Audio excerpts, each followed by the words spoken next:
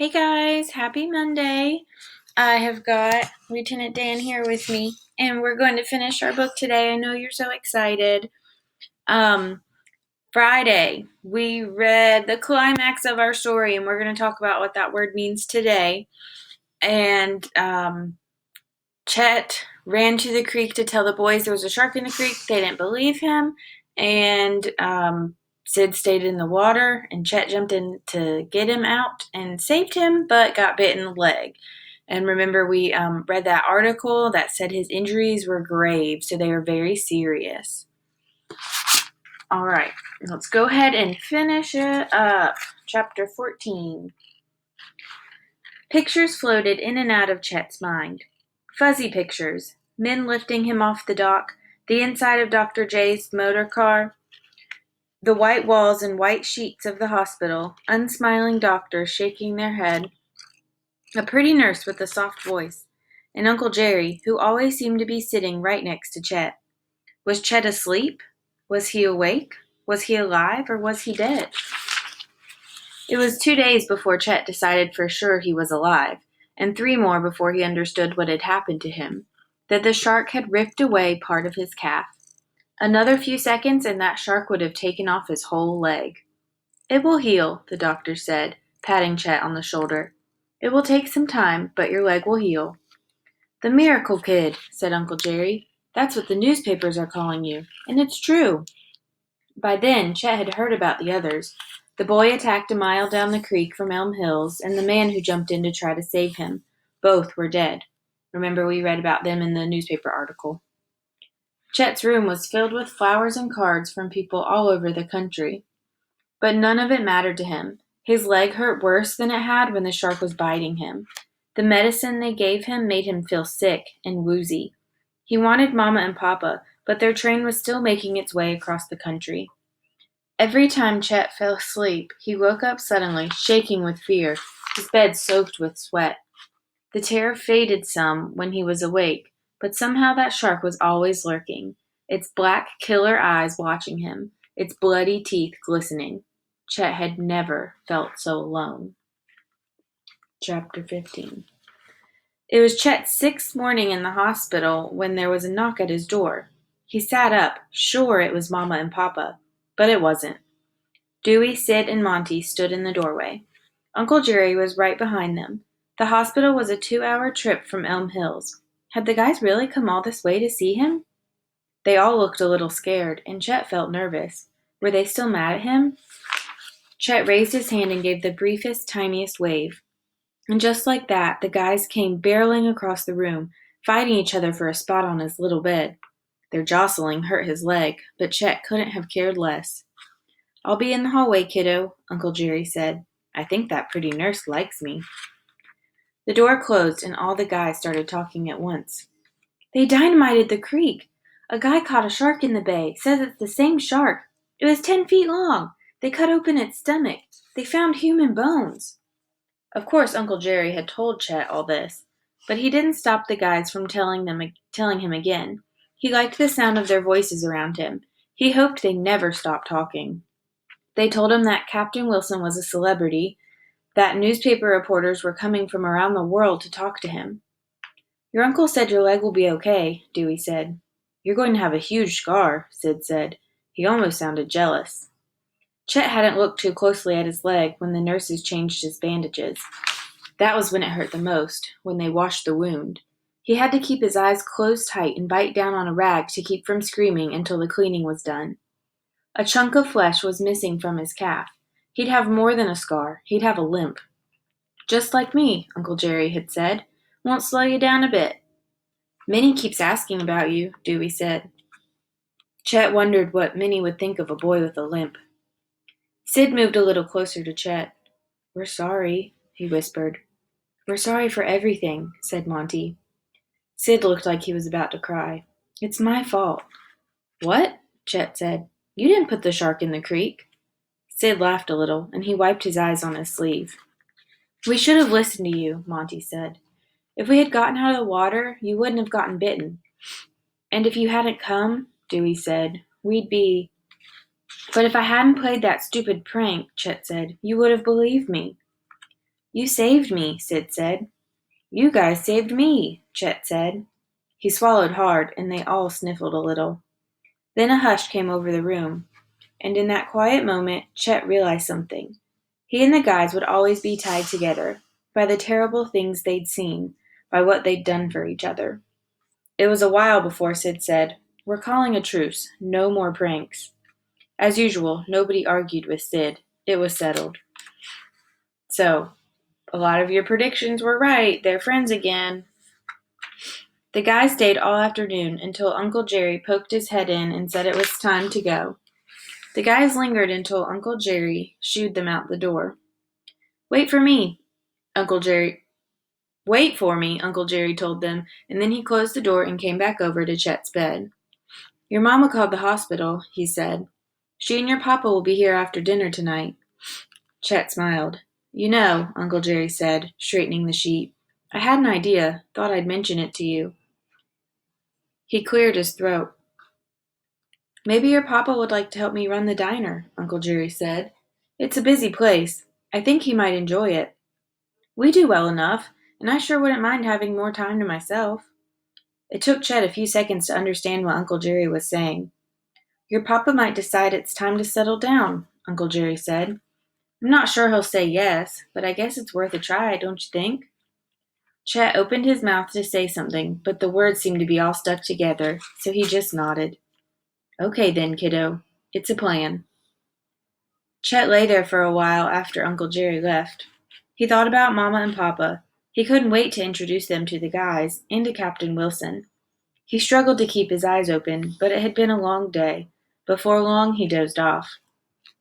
He dreamed that he was an old man, sitting in a diner, telling a story to a gang of boys. He told them about a shark in the creek, a huge killer shark with bloody jaws and coal-black eyes. He described how the shark had chased him, how it scared him out of his wits, but in the end the beast couldn't get him, because Chet hadn't been alone, because his friends had reached out for him. They'd held him tight, and they never let him go. The end. Oh, what a good ending. They ended up all friends again, and Chet is happy to have his friends. Uncle Jerry's gonna ask his parents if they'll settle down and work in the diner with him, and maybe he'll get to stay there, and he'll finally have his place. Uh,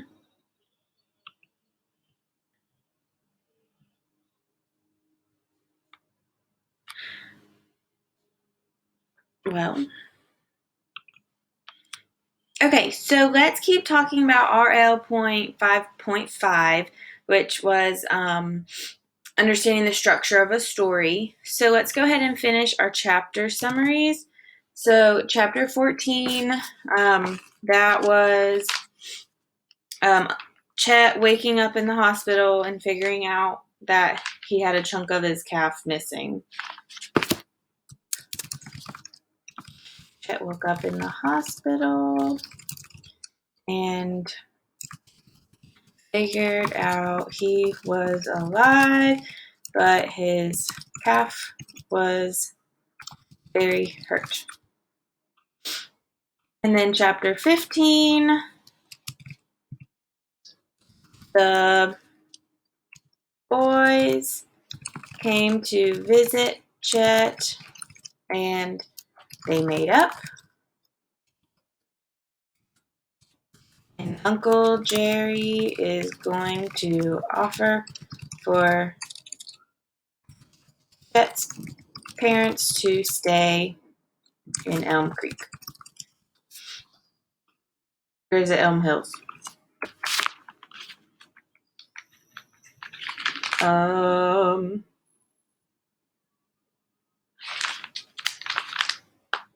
Hills. I knew that. Yay! So, all these chapters came together to make our story. Okay? So, each chapter played an important part in this, right? What would happen if we took one of these chapters out? Would the story make much sense? Would it flow? No, probably not. So we have to have all these chapters in this order for the story to make sense. That's what makes a story. So let's look at the structure of a story. So at the beginning, first we have background information. First, we have to figure out what the setting, who the characters are. In the very beginning, we learned about Chet. We learned about his mom and dad and how they have moved around a lot, and dad is always moving around to look for jobs. And in the very beginning, we also learned about the shark too, and then we kind of went back in time. So she hooked our attention and then gave us the background information. That's an option that authors can use too. Then we have to start climbing up our mountain. See our little guy right here? He's going to start climbing up. We have to have our rising action. So characters face or try to solve a problem. This results in conflicts within themselves or with others. So a conflict is a problem. And we have kind of a couple different problems. The biggest one being the shark attacks, and then also the fights that he's having with his friends. So that's a conflict within or with others. So he's having trouble with his friends. They're not, they're kind of going back and forth, pranking each other and getting mad at each other, not really understanding. So that's one of our problems. And then the climax is when the story reaches a crucial moment, the biggest part of the story. The tension that is building reaches its peak. So that is when our little guy gets to the very tip top of the mountain. Kind of like when we talked about the mounting tensions in the colonies in history, in the 13 colonies. The colonists were so mad they finally got to their breaking point. They finally got to the tip of the mountain, and they rebelled against the king and started the American Revolution.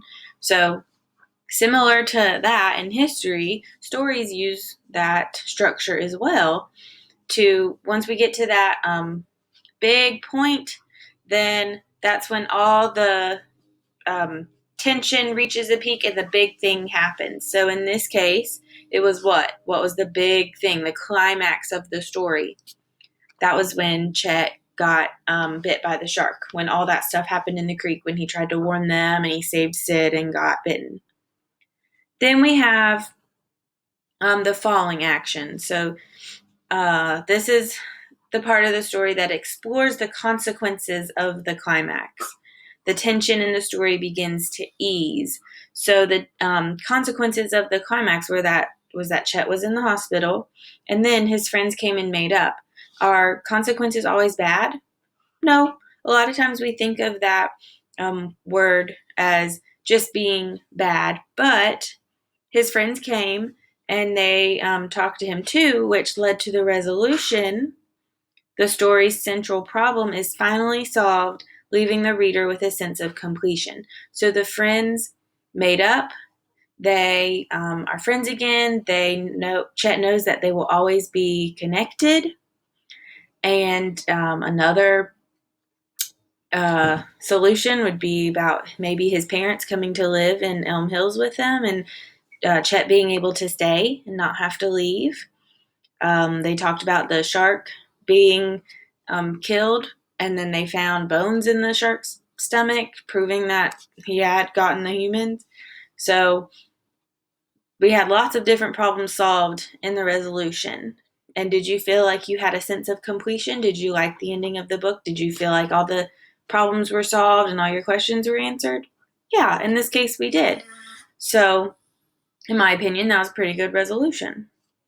So, all these chapters that we summarized and as we read them, all of that is helping build the structure of the story. And stories are always built like this. Like book stories. Now, poems and dramas, sometimes they might be a little different, but when you're talking about stories, they're going to have this structure. So if you are writing a story, you need to use this structure for it to be a good story that makes sense. You got to have your background information, then your rising action, Then you have your climax, what's the big crucial moment that's happening, then your following action, and your resolution. And this happens pretty fast. Look at this on this side. So on this side, you kind of have some like flat parts, you're kind of going up like this. But then your falling action pretty much goes straight down because your climax is not going to be necessarily in the middle of your book. It's normally more towards the end. Okay? All right, that's all I have for today. We will do some more activities before we move on from our book the rest of the week. And yeah, I will see you tomorrow. Bye.